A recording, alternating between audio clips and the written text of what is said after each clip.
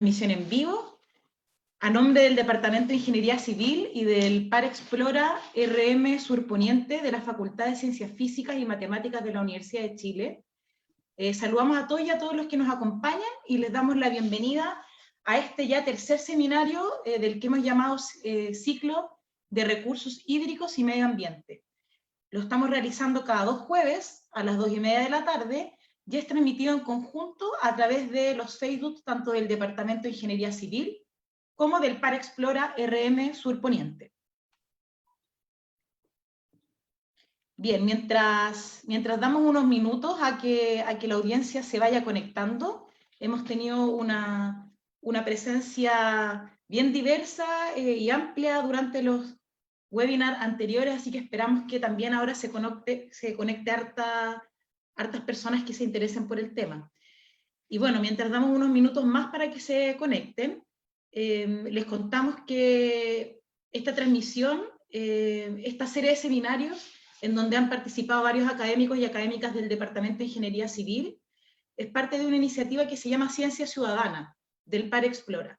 Esta iniciativa tiene por objetivo desarrollar un proyecto de investigación científica utilizando este enfoque, en donde tanto ciudadanos como ciudadanas, más científicos y científicas son parte de un proceso de investigación. El tema de esta investigación que estamos desarrollando con las comunas de Caleretango, El Monte, Estación Central y Maipú, tiene como foco el agua, así que este seminario es muy relevante para irnos formando en el desarrollo de esta iniciativa. Bien, el conversatorio de hoy lleva por nombre Cambios recientes en la nieve y glaciares de Chile Central y proyecciones futuras. Para ello estaremos conversando con el profesor James Maffei. Él es ingeniero civil con mención hidráulica, sanitaria y ambiental de la Universidad de Chile y es doctor en ingeniería en recursos hídricos de la Universidad de California, Estados Unidos. Él además es académico del Departamento de Ingeniería Civil y vicedecano de la Facultad de Ciencias Físicas y Matemáticas de la Universidad de Chile desde el año 2017. Las distintas investigaciones y proyectos que ha liderado James han tenido como foco mejorar la caracterización de la dinámica del agua, tanto en su paso por la superficie terrestre como en el subsuelo, y a la vez en desarrollar distintas herramientas que contribuyan a mejorar la sustentabilidad de la gestión de los recursos hídricos. La charla que hoy vamos a tener nos va a acercar a comprender la importancia enorme de la nieve y del hielo en el sistema hidrológico nacional, y conoceremos sobre los acelerados cambios que también podemos observar gracias a las nuevas tecnologías. Nos vamos a preguntar si es posible medir la magnitud de estos impactos y también de los desafíos que tiene la ciencia y la sociedad en este ámbito. Bueno, bienvenido James, te agradezco que compartas esta tarde con nosotros y podamos abrir esta conversación y reflexión con quienes se están sumando a esta transmisión. ¿Tú ya estás listo para partir? Creo que estoy listo. Me acabo de dar cuenta que no tengo audífonos ni micrófono y estoy así nomás. ¿Se escucha bien o me pongo micrófono mejor? Dame un segundito que vamos viendo si se escucha todo bien. Porque voy a acercarme el micrófono por si acaso. Me imagino que si estás con micrófono abierto debes estar todo en buenas condiciones. Me dicen que se escucha bien, así que... Ah, ya, entonces lo hacemos así. Antes de que ahí compartas tu presentación, quisiera decirle a los participantes que desde ya pueden ir haciendo sus preguntas.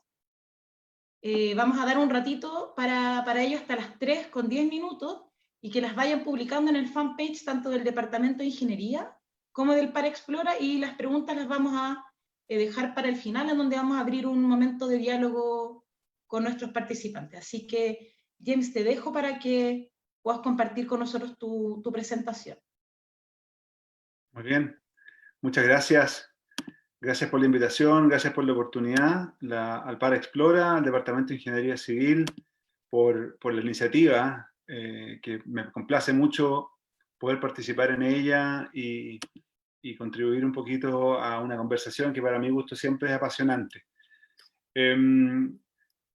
La gente que me conoce sabe que con unas pocas diapositivas puedo hablar un semestre entero, sobre todo los que han sido mis exalumnos, así que voy a intentar ser muy, muy sucinto y ir al grano para dar tiempo para las presentaciones y que no nos alarguemos demasiado. Solamente partir dando las gracias, tengo mucho que agradecer. Esta presentación, diría yo que es la primera presentación que hago de esta naturaleza y me beneficio de un montón de información y un montón de figuras que han sido el esfuerzo muy arduo de un montón de personas. Aquí están nombrados y mostrados solamente algunos de ellos y ellas, y si no están ni nombrados ni mostrados, no es porque no quiera, sino que simplemente no tuve tiempo, no los encontré a todas las fotos, así que gracias desde ya a todos mis estudiantes, a todos mis coautores, mis colaboradores, porque han sido súper importantes en el camino que yo he podido recorrer hasta llegar acá. Y particularmente ahora a Tomás y a Luis, que en los últimos 2 días me aportaron mucho con comentarios y retroalimentación respecto de esta presentación. Quisiera, ojalá, contarles una historia lo más clara posible, que hable sobre la importancia del hielo en el mundo, para la tierra y para el agua. Todos, yo creo que lo intuimos y por eso estamos acá conectados a esta charla, pero siempre es bueno recordarlo. Después contarles un poquito sobre cómo se ve Chile en términos de la distribución de la nieve y de los glaciares en la zona central de Chile.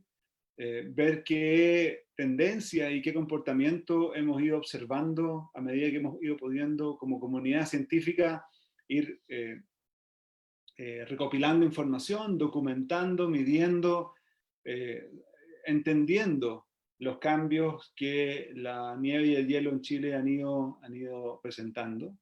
Luego, detenerme un ratito en algunos conceptos fundamentales sobre los factores que inciden en la acumulación y el derretimiento de la nieve sobre la Tierra y el hielo. Hablar un poquito de los escenarios futuros, ya presentaciones anteriores, la de hace 2 semanas atrás del profesor Mendoza habló de cambio climático un poquito, por lo tanto no quiero repetirme y solamente tratar de hacer una bajada a lo que eso significa en términos de la criósfera en Chile, y luego sugerir algunas ideas y poner sobre todo sobre la mesa algunos planteamientos de qué es lo que se podría hacer. Yo soy solamente un ingeniero civil, por lo tanto tengo mucho menos respuestas que preguntas, así que creo que lo interesante es ahí iniciar una discusión a nivel de toda la comunidad. En el mundo, la mayor parte de la población realmente depende del derretimiento de nieve y hielo para su abastecimiento de agua. Esto es una realidad. Solamente algunos lugares del mundo, notablemente en África, en el noreste de Sudamérica, son relativamente independientes del derretimiento de nieve y de hielo para el suministro de agua. Consumo humano, energía, agricultura y otros requieren, ¿cierto?, de este recurso, y eso es lo que muestra esta figura, donde lo azul representa las zonas donde el derretimiento de nieve y hielo son significativos para el suministro de agua anual. Y este es un paper muy famoso, muy citado, ¿cierto?, del año 2005 en Nature. De eso, las montañas son, la otra parte de la componente son clave. Las montañas se han llamado, también en una publicación muy citada, ¿cierto?, han sido llamadas las torres de agua del mundo, las copas de agua del mundo. Las zonas montañosas, ¿cierto?, juegan un rol preponderante, porque concentrando acumulación de nieve, acumulación de hielo, y que luego queda disponible para ser utilizado por ecosistemas, por comunidades humanas y otras. Las otras grandes concentraciones de hielo y de nieve en el mundo están en los casquetes polares, en la Antártica, en Groenlandia, y esas, si bien son tremendamente importantes y tienen muchos efectos sobre el nivel del mar, sobre el balance de energía de la Tierra, no necesariamente juegan un rol tan significativo en lo que se refiere al suministro y al abastecimiento de agua para la sociedad. En términos técnicos, hablamos muchas veces los científicos de la criósfera, y la criósfera se refiere esencialmente al ámbito del sistema terrestre que está compuesto por agua congelada, ¿ya? Y entonces, para aquellos que quieren conocer más de qué es lo que estamos hablando cuando hablamos de criósfera, vemos que la criósfera puede tomar varias formas en la Tierra. La forma más probablemente usualmente conocida por la población y por la gente es el manto de nieve estacional. No estoy seguro si se puede hacer un puntero, pero tengo esencialmente el mouse sobre la pantalla. Espero que se pueda ver. Y tenemos el manto de nieve estacional, ¿cierto? Que es la nieve que todos estamos acostumbrados a conocer, donde se acumula a principios del invierno, tiene una cierta duración, al final de la primavera o principios del verano, en su mayor parte ha desaparecido de la superficie del terreno. Y después, por otro lado, tenemos los glaciares, que vienen, diría, casi uno podría decir, en todos los sabores y todos los colores.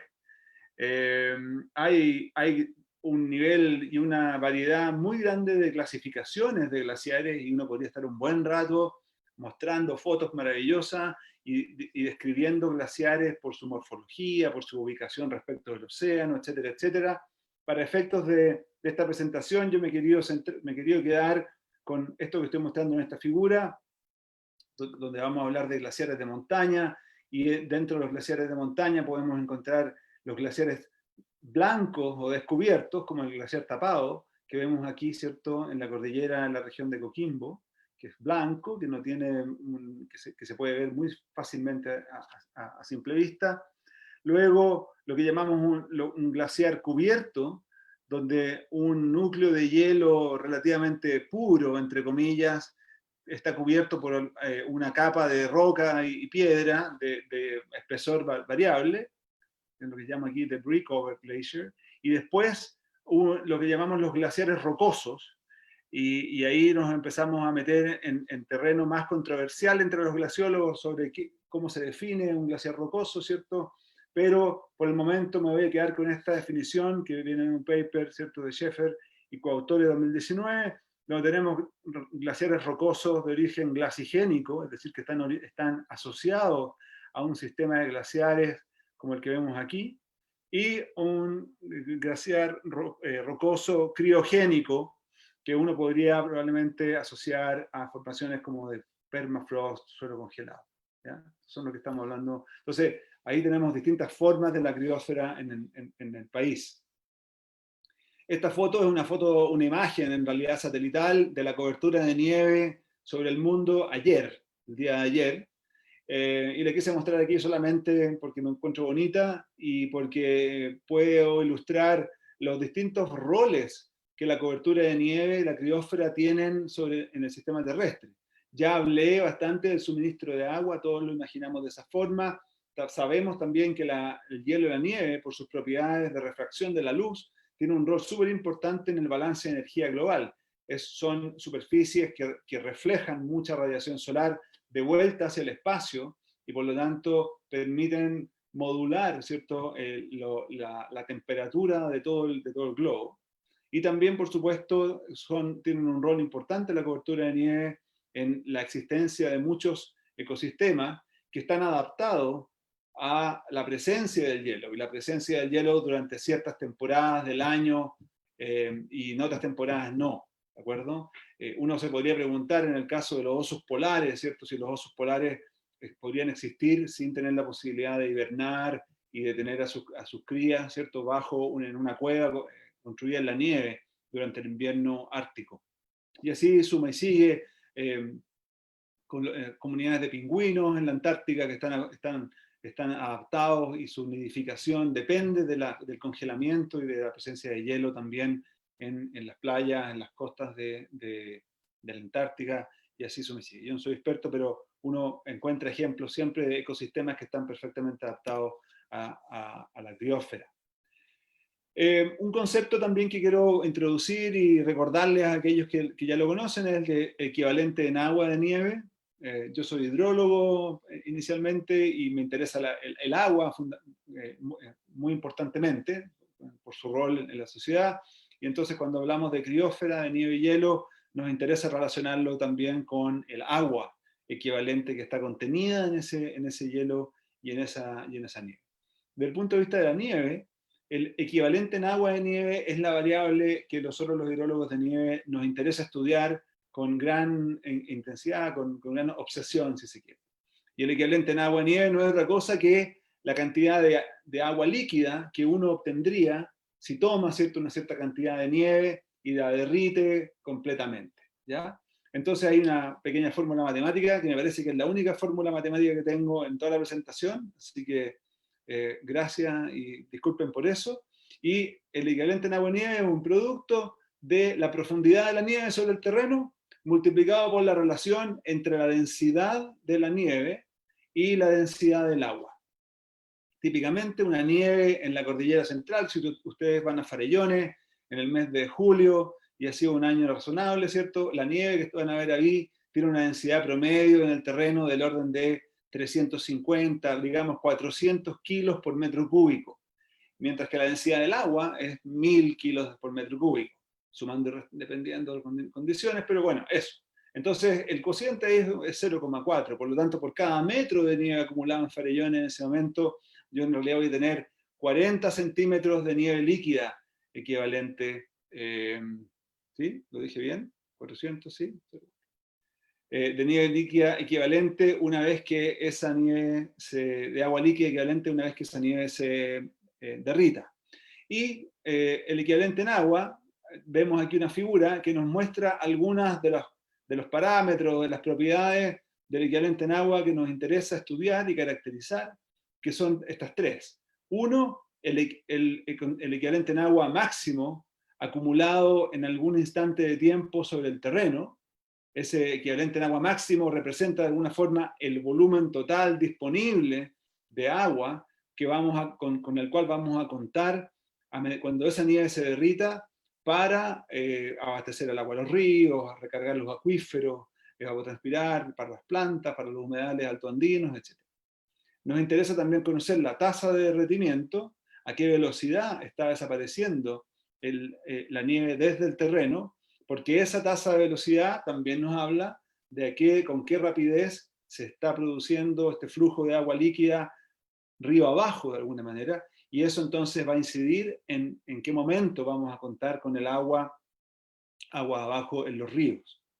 Y finalmente tenemos también la duración del manto de nieve, que es la cantidad de tiempo, la cantidad de días, ¿cierto?, durante el año en que podemos observar una cubierta de nieve sobre el terreno, y que es importante desde el punto de vista, por ejemplo, ecológico, porque la sincronía entre la presencia o ausencia de nieve sobre el terreno, la existencia o actividad o la existencia de actividad biológica en el suelo, en las plantas y todo lo demás, la relación con la presencia de radiación solar, temperatura del aire y otros, son entonces aquellos factores que permiten la existencia de comunidades biológicas adaptadas una vez más a esto. Aquí tenemos algunas fotos, ¿cierto?, del valle del Estero Morales, en el Cajón del Maipo. Como ustedes pueden ver, ¿cierto?, distintas épocas del año, un lugar que está completamente cubierto por nieve, ¿cierto?, durante el invierno. Una vez que la nieve retrocede, aparece entonces la vida en estos humedales, ¿cierto?, con especies vegetales, con especies animales que aprovechan esos recursos.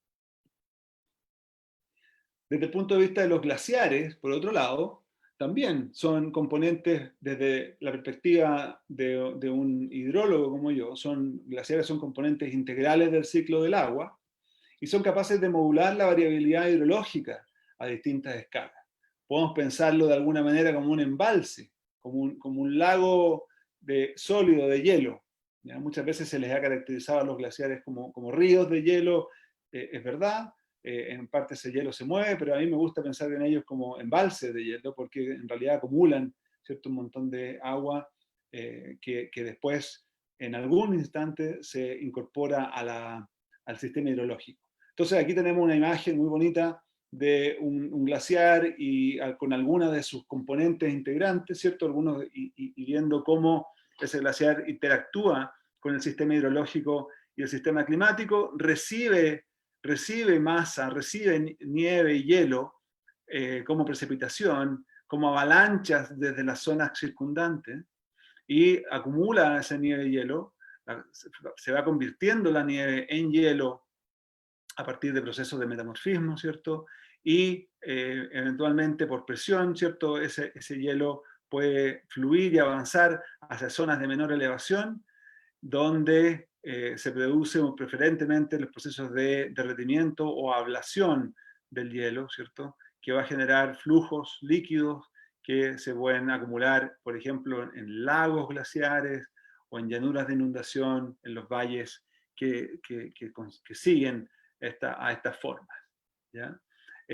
Esta figura de Jansson y otros, el año 2003, representa de alguna manera las escalas de tiempo las cuales el glaciar puede modular o puede retrasar el flujo del agua, ¿cierto? Y esas escalas de tiempo van desde horas y días hasta siglos, ¿cierto? Es decir, el agua que está saliendo por el frente de un glaciar hoy día en la cordillera puede corresponder a hielo que se acumuló inicialmente ahí cientos de años en el pasado. Y este es un proceso que ocurre continuamente y está ocurriendo ahora mientras estamos conversando. Desde el punto de vista, así como en el caso de la nieve nos interesaba el equivalente en agua, ¿cierto? En el caso de los glaciares, una de las variables que más interesa a las personas que los estudian es lo que llamamos el balance de masa anual. El balance de masa anual, en simple, es la diferencia entre la cantidad de hielo y nieve acumulado durante el año y la cantidad de nieve y hielo derretido o que ha sido sometido a ablación durante ese mismo año. Suponiendo que el año es una definición, un estándar que nosotros podemos aceptar, que puede ser el año hidrológico, por ejemplo, no necesariamente el año calendario, ¿ya? Entonces aquí tenemos otra figura con un esquema de un glaciar de montaña, donde diferenciamos dos zonas, una zona que llamamos área de acumulación, una zona que llamamos área de ablación. Esto significa no que en el área de acumulación no haya ablación, ni que en el área de ablación no haya acumulación, sino lo que significa es que en una de ellas la acumulación es más importante en magnitud que la ablación, y en el área de ablación la ablación es más importante en magnitud que la acumulación. Todo esto medía una escala de tiempo anual. Y entre medio una línea imaginaria que llamamos la línea de equilibrio. Entonces, cortesía de Thomas Shaw, ¿cierto? Y de la Fundación Glaciares Chilenos, tenemos esta explicación, ¿cierto? Donde vemos que en un año estable el glaciar está en equilibrio, tal que la cantidad de nieve acumulado durante el año es igual a la cantidad de hielo derretido durante ese mismo año. En un año bueno, y ahí juicio de valor, pero lo vamos a permitir porque somos glaciólogos, entonces un año bueno, un año donde el glaciar crece. Y entonces tenemos un año donde la acumulación de nieve es más importante en magnitud que el derretimiento. La línea de equilibrio típicamente se ubica a una menor elevación, más cerca del terminus del glaciar que en el año estable. Y finalmente el año malo, ¿cierto? Que es un año donde la ablación es mucho más importante en magnitud que la acumulación, y en ese momento, en ese tipo de condiciones, la línea de equilibrio se ubica a una mucho mayor altura, ¿cierto? Y el área, como ustedes pueden ver acá, de ablación es mucho más importante proporcionalmente que el área de acumulación en el glaciar, ¿ya? Sí, después de haber visto este par de conceptos fundamentales, quería contarles un poquito sobre qué está pasando y cómo se ve la criósfera en Chile, en el cono sur, ¿ya? Es difícil hablar de Chile y no hablar de Argentina porque compartimos una cordillera, y por lo tanto cuando hablamos de la criósfera en los Andes estamos hablando de la criósfera de nuestros países. Vemos aquí una figura, ¿cierto? Glaciares en los Andes, donde tenemos la cordillera de los Andes, ¿cierto? Que es la cadena montañosa más larga del mundo, y vemos que existen glaciares en todo lo largo de esta cordillera. Existen glaciares tropicales que se encuentran en Colombia, en Ecuador, en Perú, en Bolivia. Y después tenemos glaciares subtropicales En la zona mediterránea, por ejemplo, de Chile central, es la siguiente gran acumulación de glaciares que podemos encontrar yendo de norte a sur. Y finalmente, por supuesto, la gran acumulación de hielo en Patagonia, en los campos de hielo, campo de hielo norte, campo de hielo sur, que son las concentraciones más grandes de hielo en el hemisferio sur, fuera de la Antártica, ¿ya? Vemos ahí aproximadamente las relaciones de tamaño, ¿cierto?, en kilómetros cuadrados, ¿ya? Y vemos también la distribución del porcentaje de hielo de Sudamérica, y donde vemos que el 80% de todo el hielo, de la superficie de hielo de Sudamérica, se encuentra en Chile, y un 19,5% de la superficie se encuentra en el resto de Sudamérica. Así que tenemos en realidad como nación un gran regalo de tener toda esta criósfera y todo este hielo disponible, y una gran responsabilidad al mismo tiempo.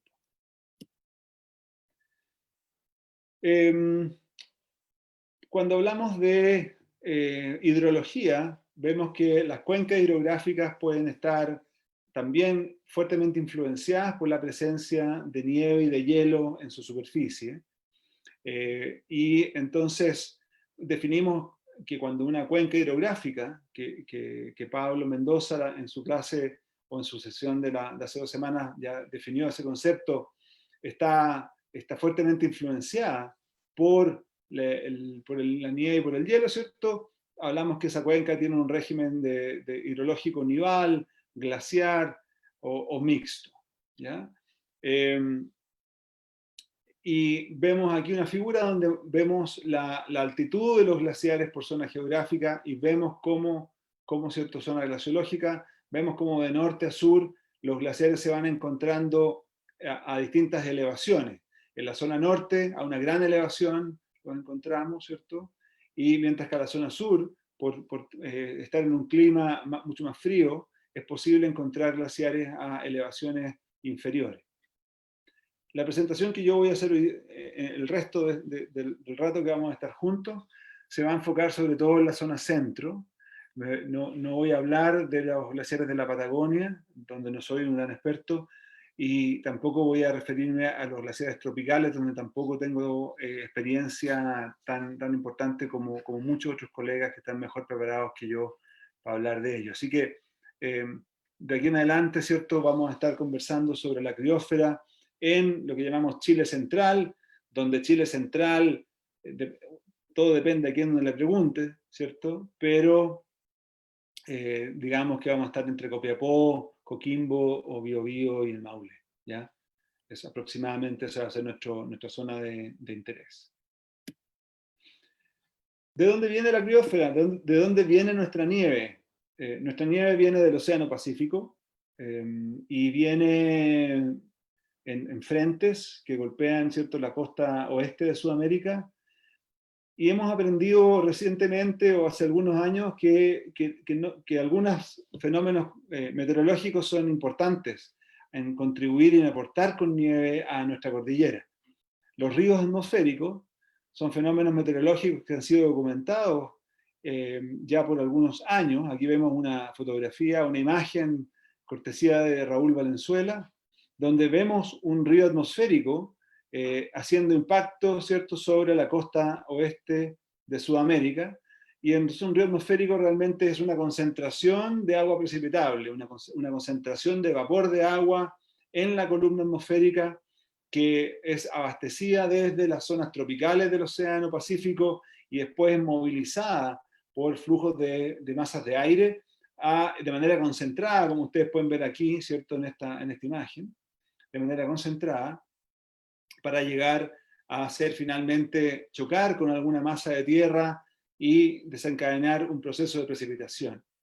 En esta figura, este artículo de Felipe Saavedra, que estamos ojalá en proceso de publicar muy pronto, vemos la contribución relativa de los ríos atmosféricos a la acumulación de nieve en la cordillera de los Andes en Chile central, y vemos entonces que los colores para el invierno son relativamente amarillos y naranjas, lo que quiere decir que del total de la nieve que podemos encontrar en la cordillera, ¿cierto?, mirando, digamos, un periodo histórico de tiempo de unos 20 años, más de la mitad de esa nieve proviene de ríos atmosféricos como estos. Es decir, 2, 3, 4, 5 tormentas en el año asociadas a estos ríos atmosféricos son capaces de poner, ¿cierto?, sobre la cordillera la mayoría de la nieve con la cual después nosotros vamos a contar para nuestro uso y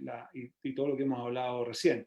En el verano también ocurren algunas tormentas, la contribución es un poco menor, es más fuerte en el contrafuerte cordillerano, justo en el borde entre la cordillera y la depresión central, pero a nivel anual, ¿cierto? La última figura, ¿cierto? Claramente hay un rol muy importante, muy preponderante de los ríos atmosféricos.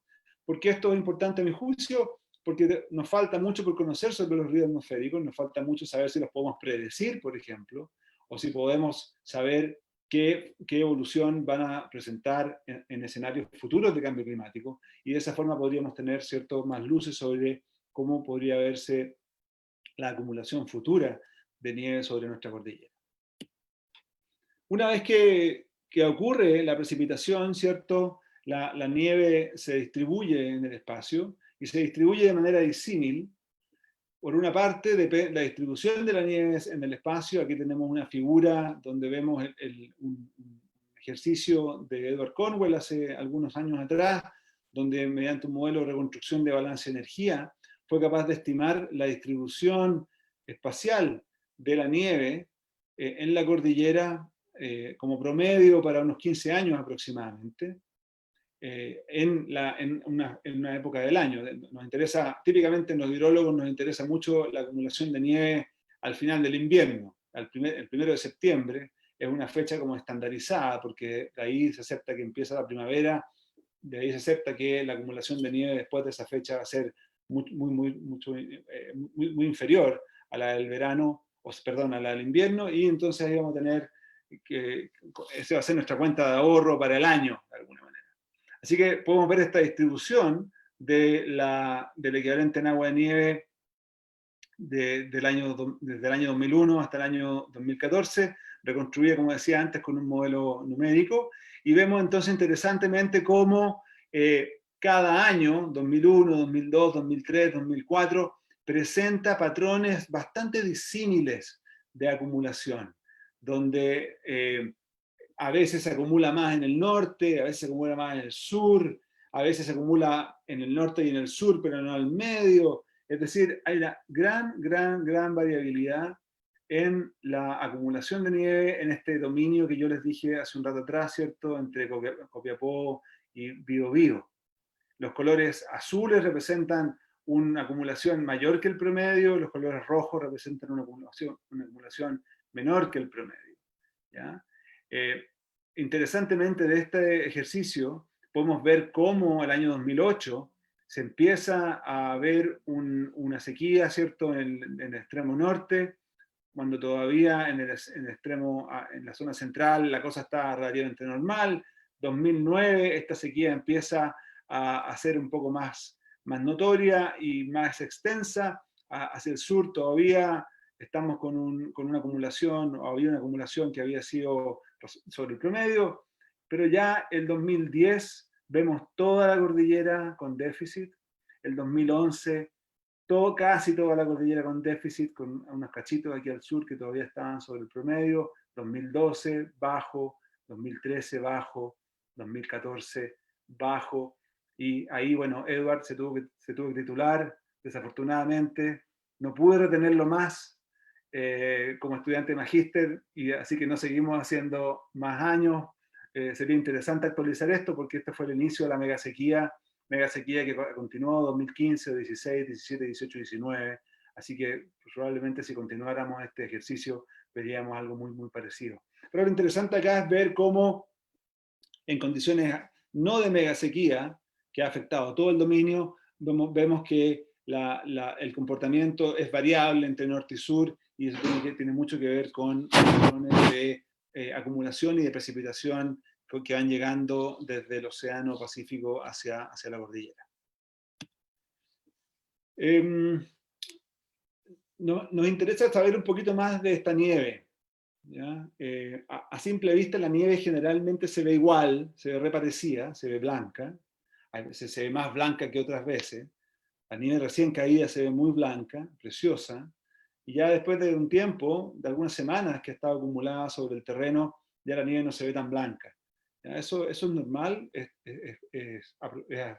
producto de la metamorfosis de la nieve y producto también de la interacción de la nieve con impurezas, polvo, que la rodea, en el caso de vegetación, cortezas, ramas, hojitas, etc.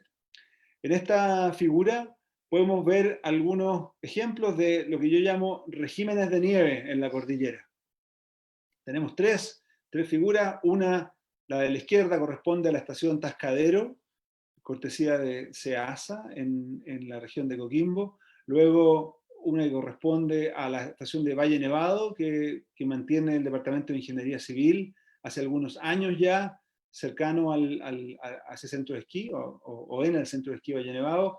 Y también una imagen que corresponde a la estación Valle Hermoso, que es otro sitio que mantiene el Departamento de Ingeniería Civil, un sitio experimental que mantenemos hace casi 6 años, creo ya a esta altura, en la zona de nevados de Chillán, en el interior de la cordillera a la altura de Chillán, ¿okay? Cerca de las Trancas. Entonces, estos son resultados con un modelo que se llama Snowpack, que es un modelo muy sofisticado, que es capaz de simular una serie de procesos de metamorfismo y evolución de la nieve en el manto nival, con muchos datos de la meteorología, ¿cierto? De la altura de la nieve acumulada, etcétera, etcétera. Pero lo que quería mostrarles solamente es esta diferencia para un mismo año de los regímenes de la nieve. El color representa la temperatura de la nieve en ese momento, donde el rojo es 0 grados y después los colores más azules son más fríos, donde el azul más oscuro es 20 grados bajo cero. ¿Ya? Entonces podemos ver que en el caso de Tascadero tenemos un manto de nieve muy, muy somero, menos de 50 centímetros de altura acumulada, salvo en este pequeño pico que está aquí, y una gran altitud y una gran influencia de las variaciones de temperatura del aire sobre la nieve. Ustedes pueden ver un manto de nieve que está a 0 grados en algunas zonas, pero está mucho más frío que 0 grados en la superficie, y en algunos casos, ¿cierto? Mejor y el tiempo está aquí, ¿eh? en el eje X del tiempo. Entonces vemos cómo este manto va evolucionando su temperatura, pero en algunos casos tiene una temperatura muy, muy baja, lo cual le da cierta resistencia al manto de nieve respecto de la temperatura del aire y de la radiación y solar incidente que recibe. Mientras tanto, en Valle Hermoso, en Chillán, tenemos una cordillera mucho más baja, del orden de 1800 metros sobre el nivel del mar, el clima ya más del sur, ¿cierto? Más lluvioso, más húmedo, con más nubosidad, menos radiación, con temperaturas tal vez también frías, pero no tan extremas, con menos amplitud de temperatura diaria, y ustedes se fijan entonces en un manto que es mucho más homogéneo en cuanto a su temperatura. Está mucho más cercano a los 0 grados en toda la profundidad del manto, es decir, es un manto que está siempre rondando los 0 grados, de tal forma que si se le sube un poquito la temperatura, es un manto de nieve que se va a derretir muy, muy rápidamente. ¿Ya? Y eso quiero que lo tengan en mente un poquito, esta idea de estos mantos de nieve más o menos cercanos al 0 grado, más o menos fríos, porque eso nos va a dar cuenta de qué tan sensible podría llegar a ser un manto de nieve en una zona cierta climática ante posibles escenarios de cambio en el clima hacia el futuro. Del punto de vista de los glaciares, el inventario de la DGA ha identificado más de 2000 glaciares, ¿cierto?, en la región de Chile central, de todos los tamaños, descubiertos, cubiertos, rocosos, etc. Y las concentraciones principales, ¿cierto?, están en las cabeceras de las cuencas de los ríos Concagua, Mapocho, Maipo y Cachapoal, es decir, las regiones desde Valparaíso a O'Higgins. No es fácil inventariar glaciares, es muy trabajoso, es muy incierto, requiere fotografías aéreas, imágenes satelitales, conocimiento experto, en muchos casos requiere verificación en terreno de los cuerpos de hielo en sí. Y por lo tanto, siempre el trabajo de inventario glaciar es un trabajo que está en constante evolución, en constante actualización. Recordemos también que en el caso de los glaciares nos importa tanto la superficie de los glaciares, saber qué tan grandes son en su extensión, dónde están, pero también es muy importante el espesor de los glaciares, el volumen de hielo contenido. Y eso no es directamente observable desde un satélite, desde un avión, ni mucho menos. Así que hay un montón de trabajo que hacer para poder ir generando cada vez mejores estimaciones de la reserva de hielo contenido, ¿cierto?, en los glaciares que están en Chile. ¿Para qué decir aquellos glaciares que están cubiertos por una capa de roca o aquellos glaciares rocosos que corresponden a una combinación de roca y de hielo? Hace esto más aún difícil de estimar y de cuantificar. Así que hay un desafío muy, muy importante de cuantificación. Ahora, si me permiten un ratito, quisiera tratar de dar una foto o una relación de qué tipo de cambio y qué tipo de tendencias se han podido documentar en términos del comportamiento de la criósfera en Chile central. ¿Ya? Aquí tengo un par de figuras donde Saavedra y coautores, ¿cierto? Freddy Saavedra y coautores y Raúl Cordero y coautores han mostrado tendencias en lo que se refiere a la cobertura de nieve, beneficiándose fuertemente de imágenes satelitales, desde los satélites sensores MODIS y sensores Landsat, que realmente son una herramienta invaluable para poder tener una mirada regional y nacional de los recursos de contenido en la criósfera. Y en ambos casos, ¿cierto?, se detectan tendencias que son significativas estadísticamente hablando, es decir, son tendencias que parecen ser reales, ¿cierto?, en el último par de décadas, respecto a, vemos acá, la persistencia de la nieve, es decir, la duración de la cubierta de nieve sobre el terreno. Aquí tenemos entonces una tasa de cambio porcentual por año, y vemos que en la zona de Chile central se detecta una tendencia donde la nieve estaría durando progresivamente menos tiempo sobre el terreno a medida que pasan los años. Eso es algo que se puede detectar acá. En la figura de la derecha, Raúl Cordero de la Universidad de Santiago también usó imágenes Landsat para identificar tendencias en la extensión del manto de nieve, en el área cubierta por la nieve en una cierta época del año, y vio que entre el norte grande, ¿cierto?, y Valdivia, identificó todas estas zonas con tendencias negativas de cobertura de nieve del orden de, digamos, entre un 5, un 15, un 15, un 25% por década.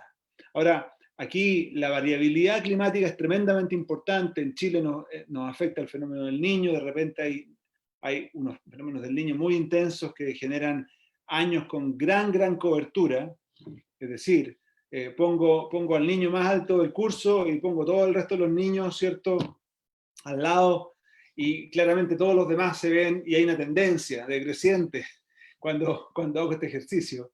Cuando remuevo los años con el niño, que es la figura de la derecha, ¿cierto?, igual aparecen tendencias negativas en la extensión de la cobertura de nieve. Estas son menos importantes ahora al norte de Santiago, y sí aparecen más importantes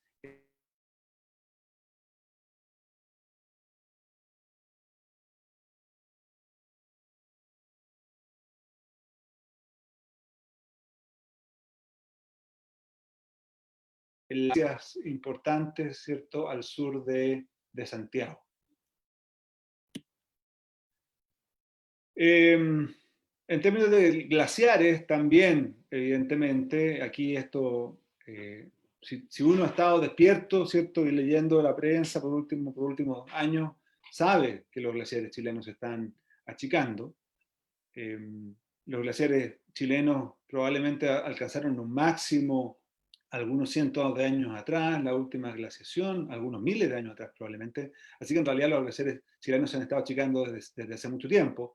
Pero lo que es preocupante, ¿cierto?, es que en las últimas décadas esa desaparición ha sido más acelerada, ¿ya? Aquí tenemos una figura de Malmros y coautores, año 2016, que estudiaron los glaciares olivares, que están en la cabecera del río Maipo, y se ven aquí las figuras, ¿cierto? Las líneas azules que marcan la posición de los glaciares hace 60 años aproximadamente, año 55, y luego la evolución estimada, ¿cierto?, con imágenes satelitales y con fotografías aéreas, hasta llegar a la posición actual, año 2013, ¿ya? Es decir, un aumento, ¿cierto?, de un 30% en esos 60, 70 años aproximadamente. David Farías, que está haciendo grandes contribuciones, también muestra una disminución de un 40% en el área del glaciar El Morado, en el Cajón del Maipo, también en el periodo 55 a 2019, y eso entonces son datos bastante duros que permiten, ¿cierto?, documentar que hay un fenómeno acelerado y declarado de retroceso de los glaciares en Chile central. Eso ha habido muchos papers, yo estoy mostrando algunos papers, pero hay muchísimos, así que por favor, todos los que están interesados pueden construir una librería bastante grande e interesante de papers. Había hablado yo hace un rato atrás del balance de masa, ¿cierto? Esta diferencia entre la acumulación y la ablación de los glaciares anual. Inés Dusayán recientemente también generó una publicación muy interesante donde ella fue capaz de ver glaciares en todo el cordón andino y documentar, ¿cierto?, las tendencias, todas negativas, salvo algunas positivas aquí en colores celestes y azules, de cambios en el balance de masa entre los años 2000 y 2018. Lo interesante de este trabajo también, creo yo, de Dusayán y coautores, es que cuando separamos los últimos 20 años y los separamos en 2 décadas, del año 2000 al 2009 y 2009 a 2018, aparece esto que se ve aquí en esta figura. Un grupo de glaciares y un grupo de zonas donde tenemos un balance de masa positivo, de hecho, ¿ya? Y luego seguido de una década, de 2009 en adelante, coincidentemente con la mega sequía, con balances de masa definitivamente negativos, ¿ya? Para todos estos glaciares, ¿cierto?, en Chile central. Y eso, voy a hablar un poquito más de ello, pero da cuenta de la complejidad un poco del problema, ¿cierto? Porque vemos que si miramos, lo que resulta de esto, que si miramos con lupa un poquito más, y podemos identificar efectivamente periodos de tiempo no tan cortos, ¿cierto? En este caso de 9 años, con algunos glaciares teniendo un balance de masa más neutro o no tan negativo como la tendencia general multidecadal lo indica, ¿ya? Entonces, ¿qué es lo que está pasando? Vemos estas tendencias, vemos esta información que nos entregan los satélites, las campañas de terreno, los inventarios, y nos gustaría saber qué es lo que está ocurriendo. Uno podría decir, bueno, hay calentamiento global, hay más temperatura, por lo tanto la nieve se tiene que derretir, los glaciares se derriten por la temperatura. Ya, ok, pero a lo mejor esa respuesta requiere un poquito más de refinar. Lo que vemos, ¿cierto? Primero que nada, si hacemos un análisis meramente conceptual de este tema, vemos que, como dije antes, ¿cierto?, todo lo que tiene que ver con la criósfera es resultado de una combinación de procesos que por una parte contribuyen a la acumulación de nieve y hielo sobre el terreno, y por otra parte una serie de procesos que contribuyen a la ablación o derretimiento de la nieve y del hielo. En el caso de la acumulación, importa muchísimo, ¿cierto?, cuáles son las tendencias y los patrones espaciales de precipitación. ¿Cuánto precipita? ¿Dónde precipita? Importa la fase de la precipitación. Está nevando, está lloviendo, donde antes nevaba, ahora llueve, etc. ¿Con qué frecuencia va a ocurrir esto? Una vez que la nieve cae sobre el terreno, típicamente no se queda solamente ahí, el viento la puede mover, las avalanchas la pueden mover de un lugar a otro, La vegetación interactúa con la nieve también y genera que no quede disponible necesariamente en el terreno. En el caso de la ablación, nos importa muchísimo la interacción de la nieve y del hielo con la atmósfera y el balance de energía que se genera ahí.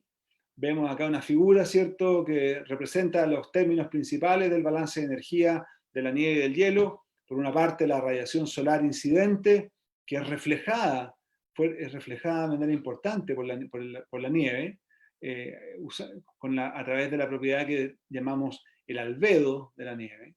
Tenemos intercambio de radiación de onda larga, producto de la temperatura de la nieve, producto de la temperatura de la atmósfera y de las nubes. Tenemos intercambios convectivos de calor sensible y calor latente. Y después tenemos, ¿cierto?, el balance de masa que implica el derretimiento, la evapotranspiración, la sublimación de vuelta hacia la atmósfera. Entonces, todas estas cosas interactúan entre sí y nos interesa poder cuantificarlas una por una independientemente para poder, a través de la comprensión de estos fenómenos, poder hacer mejores predicciones sobre cómo estos fenómenos van a cambiar o podrían cambiar en escenarios futuros de climas distintos.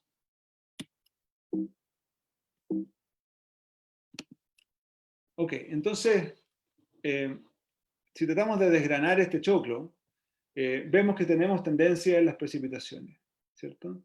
Entonces hay suficiente evidencia que las precipitaciones en Chile central han venido disminuyendo.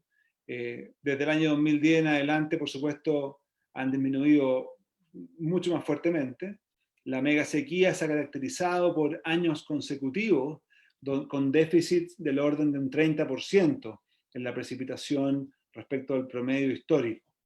El año 2019 fue un extremo porque tuvimos un déficit del orden de un 70%, un 75% de déficit respecto del clima histórico, que es un déficit comparable al de las sequías más severas que habíamos visto en la historia. El año 68, el año 98, tuvimos déficits similares, pero nunca habíamos tenido un déficit así de profundo, precedido por 10 años con déficit del orden de 30%. Y eso hace esta sequía del año 2019 muy especial y vamos a ver con consecuencias que no necesariamente era sencillo prever, como les voy a mostrar en un ratito más.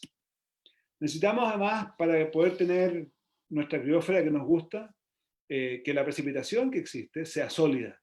Necesitamos que nieve, no nos sirve la lluvia. Y ahí tenemos algunos riesgos porque vemos, como también hemos visto en muchas presentaciones, que la tendencia de la temperatura del aire es una tendencia al aumento, ¿ya?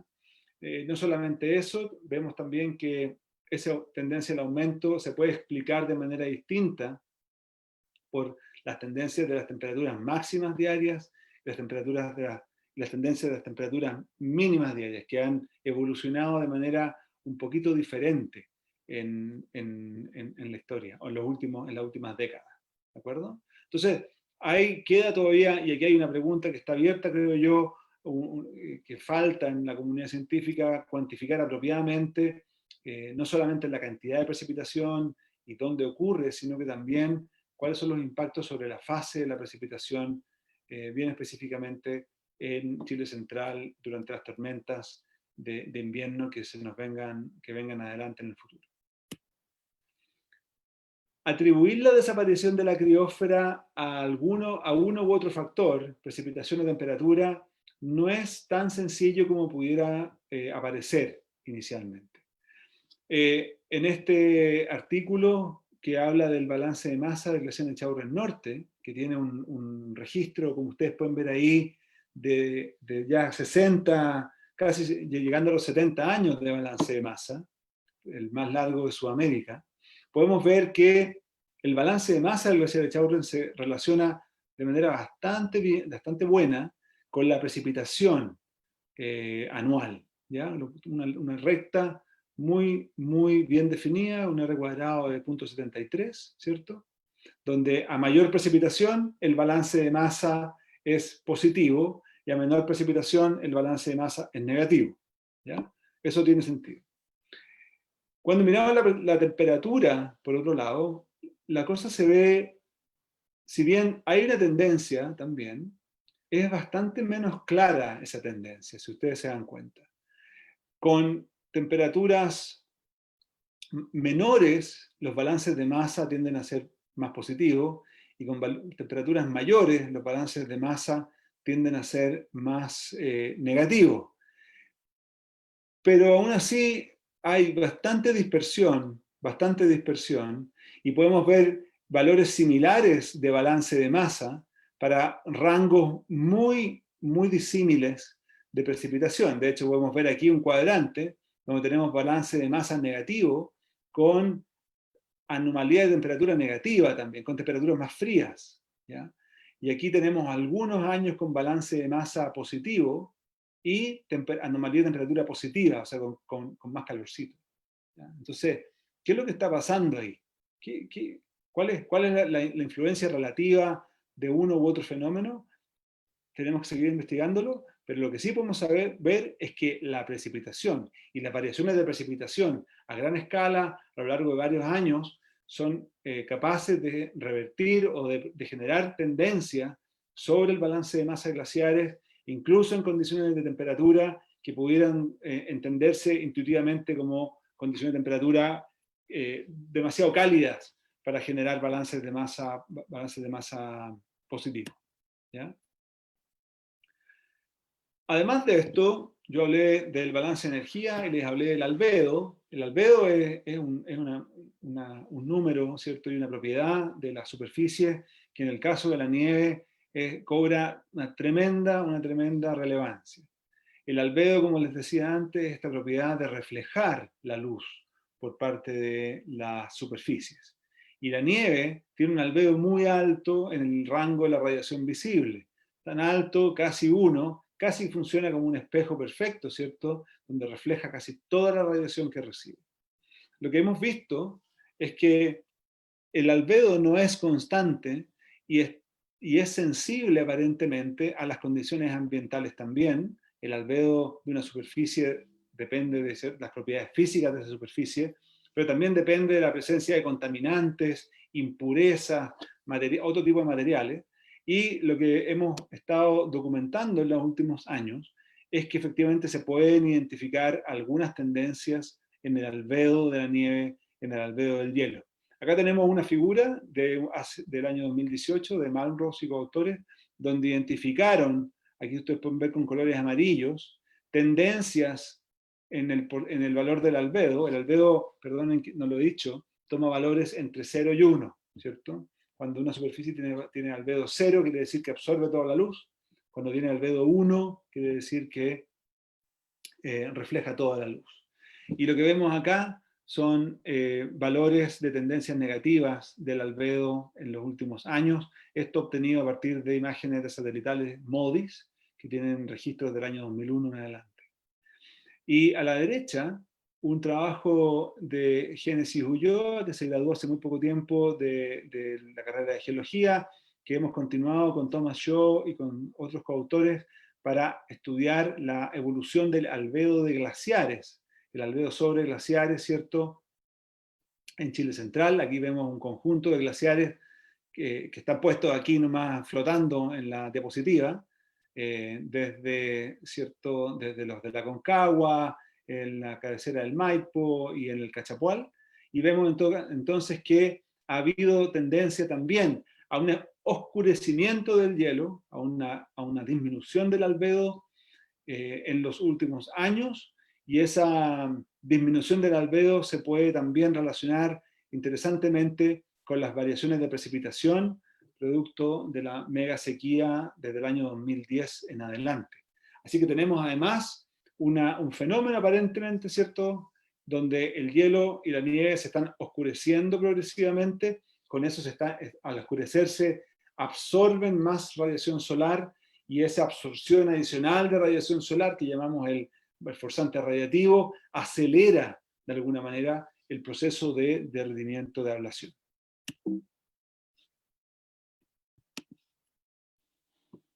Bueno, ¿Qué podríamos esperar respecto a la evolución de la criósfera en climas futuros? Los climas futuros se han documentado, ¿cierto? Se pueden esperar mayores reducciones de precipitaciones, un calentamiento continuado de la atmósfera también, para los escenarios de emisiones que parecieran ser más representativos de nuestra realidad actual.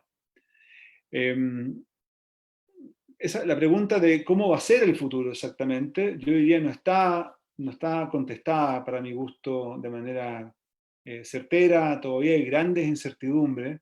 Por lo tanto, simplemente lo que yo quise hacer aquí es mostrar alguna evidencia y al menos mostrar que la ciencia local y mundial está en condiciones al menos de entender el pasado y de poder caracterizar razonablemente cuál ha sido el rol hidrológico hasta la fecha de los glaciares y de la nieve en la hidrología de los ríos.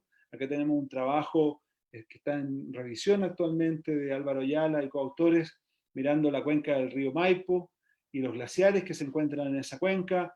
Vemos en esta figura que el modelo hidrológico, hidroglaciológico que estamos ocupando en este trabajo es capaz de simular de manera bastante apropiada el balance de masa de los glaciares, y que cuando miramos, cuando usamos este modelo para estudiar la evolución de los glaciares durante los últimos 60, 40, 70, 60 años, ¿cierto? Podemos ver esta evolución, ¿cierto?, muy disímil entre donde vemos esta figura que estoy mostrando acá, donde el promedio de los glaciares efectivamente ha venido perdiendo masa. Eso es tranquilizador, que el modelo hace lo que todo el mundo está viendo. Es el primer check que todos los modeladores nos damos cuando tenemos algún resultado. Vemos que también hay mucha variabilidad entre glaciares individuales en cuanto al balance de masa, ¿ya? Y vemos también que hay periodos históricos donde el descenso o la pérdida de masa acumulada no ha sido tan dramática. Como ustedes pueden ver acá, vemos esta línea negra, algunas zonas más bien planas, donde los glaciares han estado en algún nivel de equilibrio entre los 70 y los 80, y alguna zona aquí donde hay, después de 1990, un decrecimiento más pronunciado del balance de masa, con un intervalo, un interludio aquí, que era lo que documentaba Dusayán y coautores, entre el 2000, ¿cierto? 2008, 2009, donde hay aparentemente un veranito, ¿cierto? O un arito en este proceso de retroceso de los glaciares muy importante, y que coincide con momentos o décadas en el registro histórico donde las precipitaciones han sido un poquito más altas que el promedio. Es decir, las precipitaciones son capaces de inducir este freno en el proceso de retroceso de los glaciares. James, Ahora, sí. sí quisiéramos abrir el espacio para algunas consultas. ¿Hay hartas inquietudes de la gente? Oh cielos. Como tú digas. Si quieres, alguna idea como para ir cerrando, para poder abrir ese espacio, no sé, dime tú. Me quedan re poquitas diapositivas, así Ya. que yo me someto. Me quedan Sí, como 3 diapositivas. ya, para poder, ojalá abrir las preguntas de la gente y generar ese espacio que estamos ahí, bien en la hora. Sí, pues, muy bien. Termino rápido. Así Ajá. que sabemos entonces, muchas gracias por el recordatorio. Vemos la contribución del modelo, lo que el modelo nos indica, ¿cierto? Una contribución en el promedio a los caudales que vienen de esta cuenca, ¿cierto? Un 37% de derretimiento de hielo, un 60% de derretimiento de nieve y un poquito de lluvia. ¿Cómo, para proyectar el futuro, tenemos, para mi gusto, que ser capaces de modelar apropiadamente la acumulación, modelar apropiadamente la ablación, y eso requiere de una serie de avances en la ciencia. Hoy día, si nos paramos en un punto, ponemos una estación meteorológica y que mida todas las variables posibles, ¿cierto? Y corremos todas esas variables en un modelo razonablemente sofisticado, vamos a ser capaces de hacer lo que hizo Pancho Jara el año 2017 en Copiapó, simular casi al callo la evolución del manto de nieve a 4.000 metros de altura y simular ciertos escenarios futuros y todo lo demás. Lo que pasa es que en general no tenemos, ¿cierto? No tenemos esa capacidad para toda la cordillera. Entonces, el futuro, yo diría, no vamos a estar en los trópicos, ¿cierto? Ni vamos a tener el desierto del Sahara en Santiago. El futuro va a ser distinto que el pasado, algo familiar pero distinto, ¿ya? Algo así como el fútbol australiano, como que todos nos imaginamos cómo puede ser, pero nadie se atrevería a jugarlo, ¿ya? Entonces, ¿qué es lo que va a pasar? ¿Qué es lo que puede pasar si perdemos nuestras masas de hielo, ¿cierto? Si perdemos nuestras masas de hielo, claramente los flujos de los ríos, cuando no haya precipitación, van a disminuir. El tema es que no sabemos todavía cuál va a ser el nuevo equilibrio, y cuando digo nuevo equilibrio me refiero a eso. Es poco probable que los glaciares de Chile Central desaparezcan en un 100%. Seguramente vamos a tener un escenario con algún porcentaje del hielo que hoy día existe, que va a permanecer, va a seguir siendo, va a estar remanente al menos por varias décadas en el futuro. Y eso es lo que nos toca cuantificar. Algunas cosas que deberían cambiar en el futuro, y aquí rápidamente quería mostrar estos efectos medio insospechados. Aquí tenemos, por ejemplo, cuando queremos pronosticar caudales, quiero saber en septiembre o en agosto cómo viene la primavera, cómo viene el verano. Los cambios en la criósfera nos pueden jugar malas pasadas. Aquí tenemos un ejemplo en Armerillo, en la región del Maule, ¿cierto? El año 2019, en la línea roja, esta es precipitación, no fue el peor, no fue el menos llovedor de la serie, fue más llovedor que el 16 y por cierto fue más llovedor que el 68. Pero cuando nos vamos a los caudales de Maule en Armerillo, estos son caudales naturalizados, vemos que los caudales el 2019 fueron efectivamente los menores registrados por debajo del 2016, por debajo del 1968. Entonces ahí no nos podemos fiar, vemos que los pronósticos, las lógicas que usamos para hacer pronósticos nos juegan malas pasadas cuando tenemos cambios acumulativos en la criósfera como los que estamos viendo hoy en día. ¿Qué podemos hacer? Ojalá mi hipótesis personal y lo que me motiva para trabajar es incorporar mejores observaciones, mejores estimaciones de la acumulación de la nieve en la cordillera en todo momento, y que se ha mostrado en algunos ejemplos que son capaces de mejorar el desempeño de los modelos de predicción para hacer pronósticos de caudales. Instalar ojalá redes de estaciones, redes de sensorización de bajo costo, de fácil mantención, para tener una mejor película, ¿cierto?, de la dinámica de la nieve en la cordillera, que nos permita, por ejemplo, entender mejor cuáles son las tasas de acumulación en eventos de tormenta, a partir de, por ejemplo, cambios en la profundidad de la nieve, entender cuáles son los patrones de gradientes orográficos, a partir de las diferencias regionales en acumulación de nieve en estaciones ubicadas a distinta altura, conocer y entender mejor las tasas de derretimiento para calibrar de mejor manera los modelos de predicción que estamos haciendo, conocer con satélites, ojalá, distribuciones muy detalladas de la profundidad de la nieve, ¿cierto?, que nos permitan incorporar paulatinamente esta información, estar un poco menos a ciegas al momento de tomar decisiones, hacer cálculos y predicciones respecto de la disponibilidad de agua. Y después a los que estamos más acá abajo, adaptarnos, ¿cierto? Adaptarnos porque efectivamente el futuro no va a ser igual que el pasado y tenemos que asumir esto cada uno desde su rol en el sistema productivo, en la academia, en la sociedad civil, para cambiar nuestra relación y nuestros paradigmas de relación con el agua y cuidarla de mejor forma si es que sabemos que vamos a tener menos de lo que tuvimos en el pasado. Desafíos simplemente para dejar marcadas algunas cosas, ¿cierto? Lo dijo Pablo hace 2 semanas, la precipitación en cordillera sigue siendo una incógnita grandísima y que tenemos, ojalá, que poder colaborar todos juntos para dilucidar.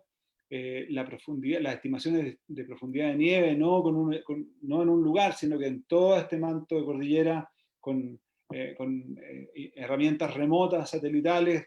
Debería ser un desafío que deberíamos tomar como sociedad, entender mejor cuál es la distribución en el espacio y en el tiempo del albedo de la nieve, para poder hacer mejores predicciones de rendimiento, conocer mucho mejor la distribución de detritos, de profundidad de detritos sobre hielo en glaciares cubiertos, la distribución, la cantidad de hielo contenido en glaciares rocosos, con actualizar los volúmenes de hielo a escala regional, contenido en glaciares de distinto tipo, etcétera, etcétera. Hay varios desafíos que a mí se me pueden ocurrir. Esas son las conclusiones, pero mejor las dejo ahí, ¿cierto? Y abrimos el micrófono para las preguntas, para no alargarme más. Sí, yo creo que va a ser interesante, a partir también de las inquietudes que han surgido, poder concluir también con los elementos que tú nos planteas acá. Sí. Bueno, me tomo una frase que dijiste: el futuro no va a ser igual que el pasado, y efectivamente hay varias preguntas que tienen que ver con esta dimensión predictiva, que de alguna manera tú la fuiste desarrollando durante la presentación. Entonces, no sé si algo quizás podrías agregar en relación a estas inquietudes. Sofía Mordojovic, Fabián Riquelme nos preguntan en relación a si hay predicciones de cuándo se acaba el aporte glaciar en las cuencas del Chile central, Aconcagua, Maipo, por ejemplo. ¿Cómo afecta el retroceso de los glaciares al cálculo de disponibilidad y escasez hídrica? Y en el caso de la cuenca del Maipo, a este ritmo de disminución de los glaciares, ¿cuánto tiempo falta para que veamos nuestros ríos secos posterior a la época estival? No sé si algo más quieres agregar. Creo que has desarrollado varios elementos en relación a lo difícil igual que es predecir. Sí, como que los académicos siempre tenemos esa mala fama, ¿cierto? Porque nunca nos quemamos con una respuesta así firme. 43 años. Lamentablemente no puedo dar esa respuesta. Lo que sí yo podría decir, una de las cosas que aparece en las preguntas, es esta idea de que se van a secar y que nos vamos a quedar sin glaciares. Y es posible que varios glaciares pequeños desaparezcan, efectivamente. Pero también es muy posible, y de hecho lo más probable, que muchos otros glaciares no desaparezcan, que simplemente, no sé si simplemente, no es la palabra, sino que lo que pase con ellos es que alcancen un equilibrio distinto, que lleguen a elevaciones mayores, ¿cierto? Que alcancen un nuevo equilibrio entre acumulación y ablación, y eso va a significar que va a haber aportes glaciares que van a ser menores, probablemente, a lo que fueron históricamente, y todavía no tenemos la certeza de cuándo eso va a ocurrir, y en qué magnitud cuál va a ser la magnitud del cambio real. Puede haber artículos por ahí, pero es difícil hoy, con el conocimiento que hoy tenemos, tanto sobre los pronósticos climáticos como sobre la dinámica criosférica, porque los pronósticos climáticos, ¿cierto? O sea, mejor dicho, las proyecciones climáticas todavía siempre se están actualizando, ¿cierto? Hay una actualización nueva de los modelos climáticos actuales. Una cosa que traté de decir en mi presentación, a lo mejor no quedó clara, esta variabilidad decadal, ¿cierto? Es importante en la dinámica de balance de masa. Entonces podría aparecer, incluso en una tendencia de disminución de precipitaciones, pudieran aparecerte tendencias o décadas un poco más llovedoras, ¿cierto? Que vayan dilatando y que vayan prorrogando, ¿cierto? Este proceso de disminución del balance de masa. Entonces, ¿cuándo van a desaparecer los glaciares de Chile Central? No lo sé. Yo no creo que sea este siglo. No creo que, si puedo decir algo, no creo que el siglo XXI desaparezcan los glaciares de Chile Central. Creo que van a disminuir notoriamente en su superficie y en su masa. ¿Nos vamos a quedar sin caudal en los ríos? Pudiera ser que algún año nos quedemos sin caudal en los ríos, ¿cierto? Si esta sequía continúa, como ha seguido estos 10 años, ¿cierto? Si no se revierte fuertemente y de repente de aquí a 3 años aparece otro año así brutal como Mike Tyson, como el año 2019, perfectamente puede pasar una situación muy compleja, porque vemos que hay una memoria hidrológica que no hemos calculado muy bien, que la mayoría de nosotros hidrólogos de la zona central pensamos que, como bueno, empezó el año hidrológico, partimos de cero, ahora actualizamos todo, pero lo que estamos viendo es que en realidad parece que no es tan así, y que hay algo de memoria, y que 10 años de déficit del 30% hacen una diferencia cuando te toca un año de un 70% de déficit. Esas son preguntas que nos tenemos que empezar a hacer y tratar de responderlas muy intensamente para estar preparados para la siguiente vuelta. Sí, justamente en relación a eso que planteas, también otro conjunto de preguntas de Rocío Loz, Rachel Bernardín, tienen que ver efectivamente con esa relación entre el glaciar y el curso de los ríos, en el fondo. Plantean, ante un escenario negativo del futuro de la disminución del volumen de los glaciares, ¿qué pasa con la tasa de derretimiento, el abastecimiento hídrico desde glaciares disminuirá, podrá llegar a aumentar en cierto punto? En el caso de los ríos Maipo y Mapocho, ¿cuál sería la proporción de caudal que podríamos atribuir a derretimientos glaciares no renovables? ¿Cómo se ve la evolución de esta proporción en los próximos años? También tiene que ver un poco con eso que estabas planteando recién. En el trabajo que mostré, ¿cierto?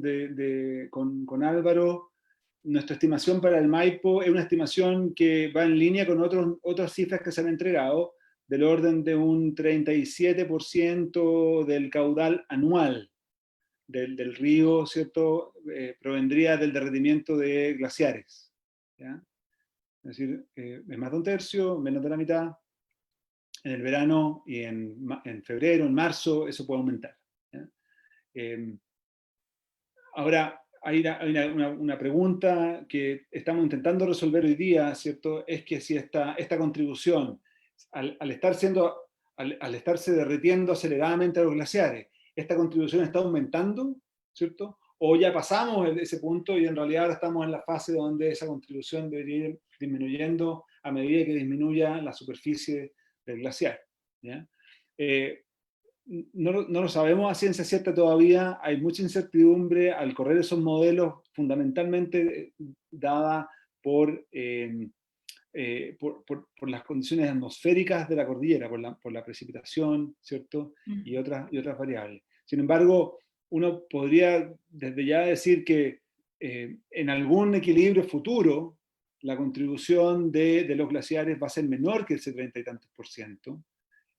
Y uno puede llevar eso a volumen y sacarlo, restarlo del caudal promedio y hacer alguna estimación sobre cómo podría ser ese nuevo promedio del caudal de los ríos en la cordillera. James, otro grupo de preguntas tiene que ver con los acuerdos, con las medidas que estamos tomando en términos de la protección. Hemos hablado a lo largo de tu presentación de la importancia de la criósfera en este equilibrio y en el ciclo hidrológico, y en ese sentido acá nos plantean en Chile qué se está haciendo en temas de políticas públicas para disminuir la explotación y destrucción de glaciares, dice. ¿Considera necesario hacer modificaciones a las normativas de protección de glaciares? Acá se plantea, ¿existen estudios respecto al impacto que genera la actividad de los centros de esquí en la nieve? Es decir, duración de los mantos de nieve, etcétera, pensando en que esto es un factor que también podría afectar. O sea, reconociendo la relevancia que tú nos has planteado en la modulación de la temperatura, en la existencia de distintos ecosistemas, en la disposición del recurso hídrico, ¿qué nos puedes decir al respecto? ¿Hay alguna reflexión ahí entre los científicos? Sí, a ver, en términos de política pública, por un rato ya se ha estado discutiendo algún cuerpo legal que dé protección a los glaciares, ¿cierto? Que dé protección específica. Porque hoy día tenemos protecciones que están asociadas al Sistema Nacional de Áreas Protegidas, el SNASPE, ¿cierto? Entonces, si algo está dentro de un parque nacional, si algo está dentro de una reserva, ya tiene un estatus de protección. Es posible que eso no sea del todo suficiente, Personalmente a mí me encantaría poder ver algún parque nacional en la región metropolitana, que no tenemos. Creo que somos la única región que no tiene parque nacional, a lo mejor estoy equivocado. Entonces sería lindo ver eso. Al mismo tiempo, también creo que es importante que la política pública sea una política balanceada, donde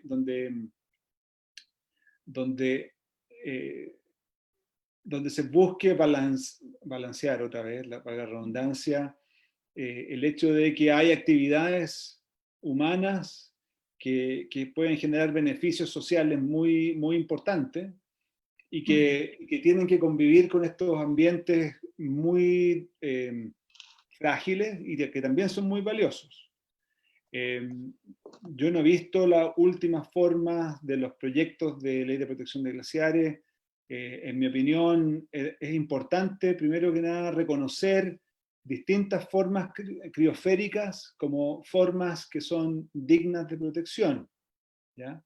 Es decir, yo diría hoy día no hay demasiada discusión sobre la protección que debe recibir los glaciares blancos, emblemáticos, visibles, escénicos, ¿cierto? Emblemáticos, ¿cierto? Pero hay muchos otros glaciares que se están conociendo cada vez con más detalle, glaciares cubiertos, glaciares rocosos, que de a poco, creo yo, deberían entrar también a un esquema de protección. Un esquema de protección que permita a priori, ¿cierto?, darle algún estatus que impida acciones negativas en contra de esos glaciares, reconociendo que esos glaciares van a tener algún aporte y algún rol que jugar en el ciclo hidrológico de las cuencas aledañas y de las cuencas aguas abajo.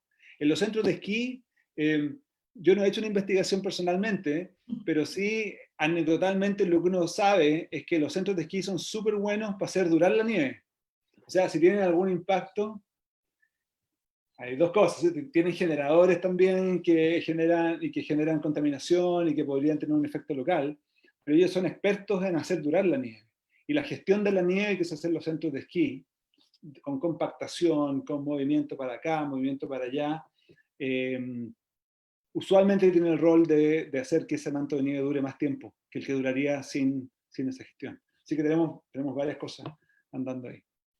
Sí, bueno, creo que es súper interesante lo que nos has planteado en términos de una comprensión más profunda de lo que significan los glaciares y las distintas formas, la relevancia que tienen en distintos ámbitos, desde el equilibrio, desde la modulación de la temperatura hasta la existencia de distintas especies, hasta el equilibrio de nuestros ríos y la cantidad de agua.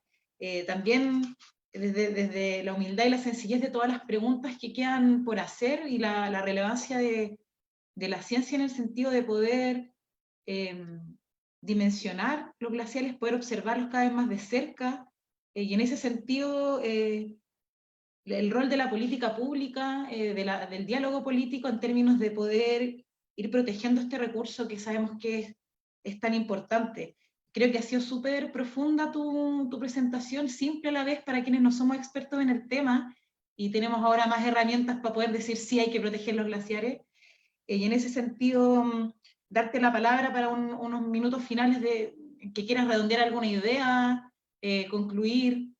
Ha habido harto interés y hartas preguntas que quedaron ahí que son bien específicas, técnicas, yo creo que son de tus estudiantes, que ahí en el chat aprovechan de mandarte saludos, que creo que me imagino que habrán otras instancias para seguir profundizando. Bueno, a mis estudiantes quiero decirles que los quiero mucho, a todos, que los echo de menos. Y mi reflexión, fíjate que me gustaría hacerla porque este es un momento muy difícil, muy difícil. Es muy raro estar hablando de glaciares y de nieve hoy, ¿ya?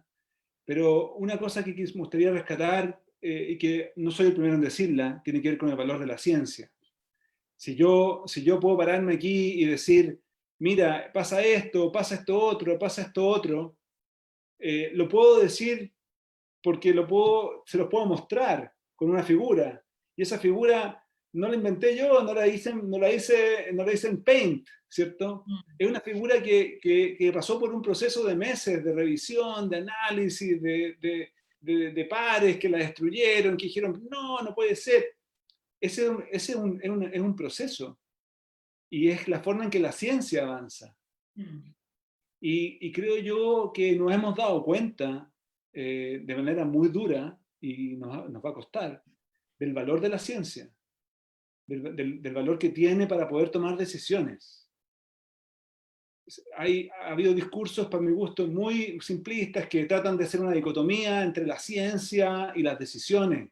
No, porque no pierdan el tiempo haciendo papers que no lee nadie. Pero la verdad es que si yo no tengo ese paper, yo no puedo hablar con ustedes de esta forma que estoy haciéndolo. No tengo una base que me permita demostrar que lo que estoy diciendo tiene un sustento. Entonces, yo quiero relavar, quiero ser majadero y antipático en que la ciencia tiene un valor, que la investigación tiene un valor, que los papers que nadie lee, pucha, que fome, tienen un valor. Son súper importantes.